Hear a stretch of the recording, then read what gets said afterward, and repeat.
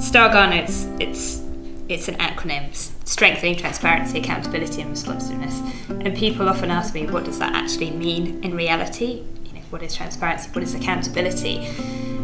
Taken together, I think they're all about getting people to understand what their government is doing, understand the point of the government, helping the government to understand what the people want and be responsive to what the people want. And transparency is about, I think, just having information, getting information out there so people can see what the government's doing. It's not all secret. People always say knowledge is power. So I think the more you can get knowledge out there to the average person, then they do become more powerful and they are able to make their voice heard.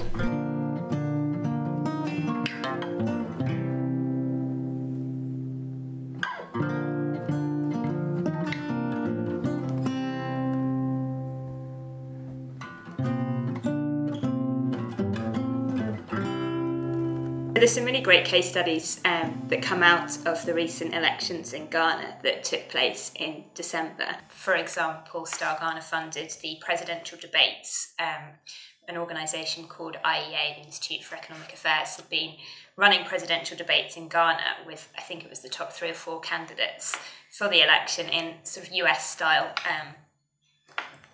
answering questions and debating and so forth. And that was funded by STAR Ghana. So that obviously was very, very high level. And then going all the way through to really community-based level, another grant partner came together with local women in the Upper West District, and the women put together a women's manifesto for what they wanted to see in the election. And I think that was a big departure in 2 ways. On the one side, women's voices hadn't really been heard in elections in Ghana that much in the past, but also it's quite new for Ghanaian elections to be as issue-based as this one was. In the past, it's been, this party is associated with these people, this party with those people, and this election was a lot more focused on the issues. So, for example, what women might want to see in an election, or how the future of education should go in Ghana. So that was a really positive step forward. Also in the election, there was some interesting use of social media by some of our grant partners. So there was an organisation called Blogging Ghana, which ran a project called Ghana Decides.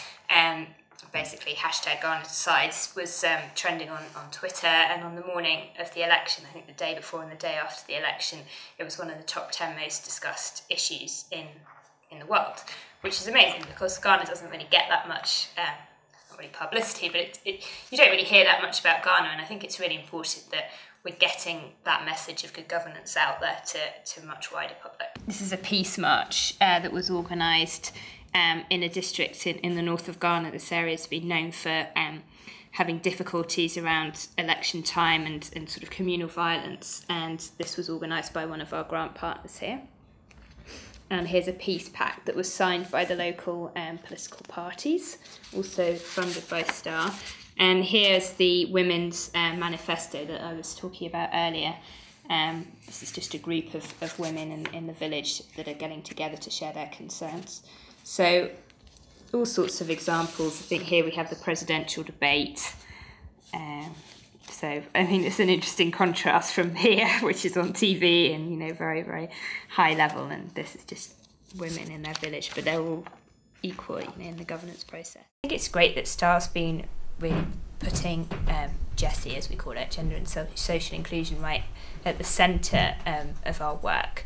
So that goes all the way from making sure we mainstream gender in the programme, so making sure everyone in the staff understands gender issues and has had gender training and so forth, through to making sure all the grant partners integrate it into their work. So every single project has to have a gender and social inclusion aspect to it. It doesn't have to just be working on gender issues, for example, but it has to be responsive to gender. We actually started the project going out there by myself and sort of thinking, right, we've got a piece of paper, this is our proposal, now we've got to translate this into the reality of a programme. And it's made me proud that I've had a small role in helping to create that programme and to get it started, and to see it now coming out with real results, like these women are getting engaged in governance that they never had before. just to have done a tiny thing to help that happen, I think is, yeah, I'm pleased with that.